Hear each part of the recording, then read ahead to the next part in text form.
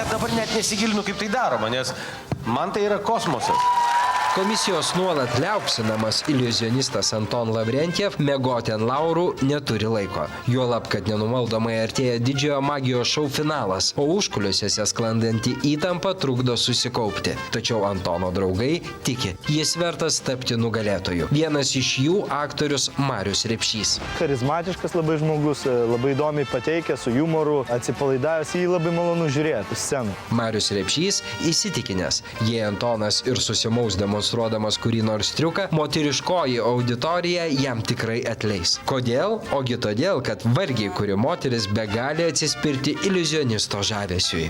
Simpatiškas vyras toks, ne? Galima ir įsimylėti, biškai.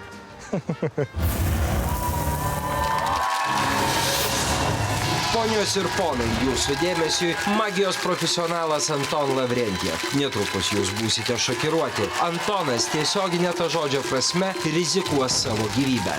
Jį netrukus traiškis ne vieno toną sveriantis sunkvežimis. Sulaikykite kvapą ir atmerkite akis.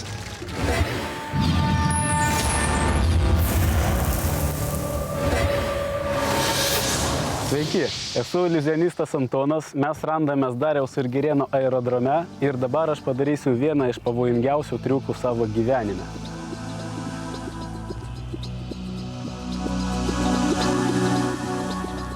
Pirmą kartą dalyvaujam tokiam šou renginyje, ruošiamės savo jėgomis užtikrinti saugumą, kaip ir visų dalyvių, taip ir pačio pagrindinio veikėjo Antono.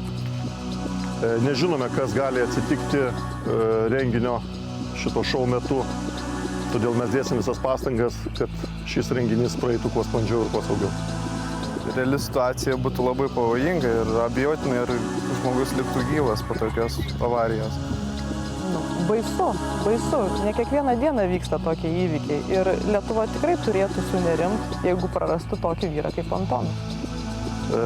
Asmeniškai aš tai neišdrįsčiau atlikti tokį triuką, tai aš asmeniškai tikrai nesiimu spėlioti, ar jisai adekvatus to klausimu ar ne. Kas be nutiktų, esam visą laiką pasiruošę.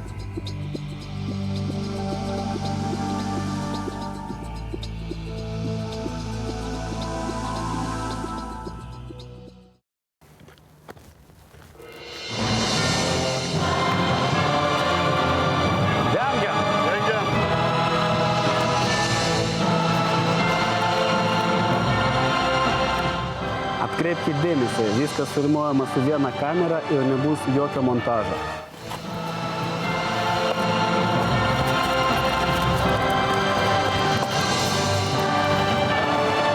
Pasiruošę?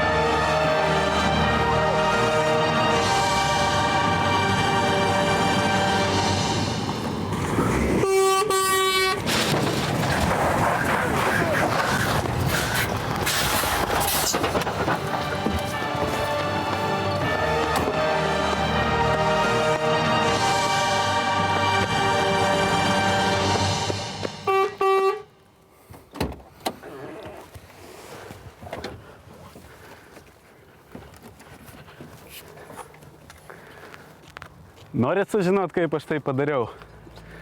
Einam.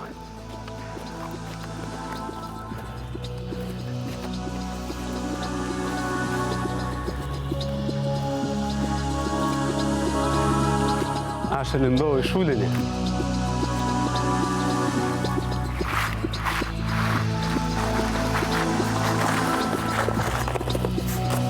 Jūs galite tai pakartot patys.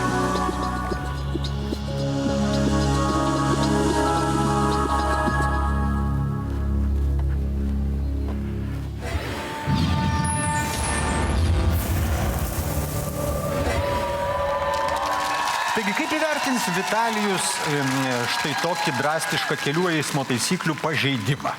Man patiko. Ačiū. Labai santūriai, nes pažeidinėjate pats ko gero taisyklės. Rūta, o jums kaip su kelių eismo taisyklėm? Kodėl dažniausiai visi vyrai mielo veido yra linkę į labai keistus hobius? Aš dėl tavęs labai pergyvenau, kai pamačiau, kad artėja ta fūra. Tai galvau, už tavęs liks ten šlapia vieta. Bet džiaugiuosi, kad turėjai tą stebuklingą šulinį. labai įdėmiai stebiu ne tik šitoj laidoje, bet visą laiką tokio masto triukus, kai turi būti visų pirma labai į sekundės dalį surikiuoti visos komandos narių veiksmai. Nes tik atrodo, kad žmonės, tie, kurie šalia yra, jie tik medžiagą uždengia. Ne, jie uždengia tada, kada reikia, bet to yra nufilmuota, paruošta ir taip toliau. Sveikinu, tokių triukų iš tiesų daug kas nedaro Lietuvoje, nes jie yra pakankamai brangus ir didelio mastelio. Šaunuolis. O aš norėčiau pastebėti, kad mes su Arvydu būtent šitos srities specialistai, pavojingi triukai, tai yra mūsų specifika. Ir pažiūrėjom į jūsų tą atlikimą, įtampą tikrai sukėlėt, tik tai man šulinys ne prie ko buvo, atsiprašau. Dėkojame komisijai, ačiū.